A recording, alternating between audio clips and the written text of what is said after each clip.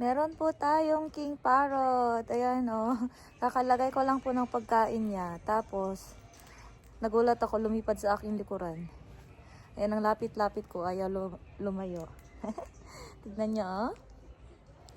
Ayan. Napaamo ko na po talaga yung ating king parrot na isa. Ano kaya magandang ipangalan dito? Yun o. Kasi kapag nandito yung magpies, hindi yan makalapit. Kaya nung ako nandito, ayan, todo lipad siya, lumapit siya agad. Yan ang bait ng ating king parrot. Mga wild bird po yan sila. Yan ang mga wild bird. Ito yung aking mga pets. Mga ibon. Yan, dito lang ako sa may baba. Enjoyin natin yung malapit na parrot. Yan, sana pag masana ito pwede na siyang pumunta sa aking kamay, ano? Ayan, no? Ang lapit-lapit ko sa ating parrot.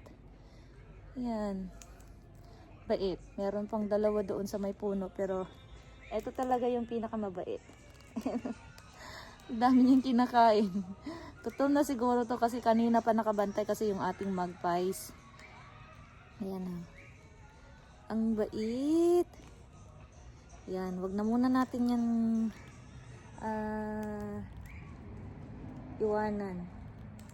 Kasi pag iniwanan ko na to, darating yung mga magpies. Paalisin yung ating king parrot dito. Yan, bayaan lang natin yung kumain. Kasi mga magpies po kasi napapakain ko po sa aking kamay. Yan, pero bread po yung kinakain nila. Pero kinakain din po nila kasi yung binibigay kong pagkain ng ating mga parrot. Ayan o.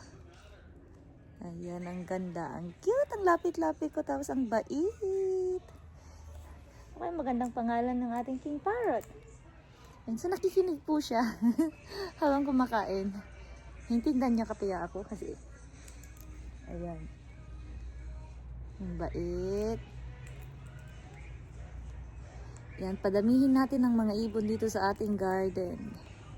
Marami pong mga ibon pong pumupunta dito kasi lagi akong naglalagay ng pagkain dito sa ating mesa. Yan.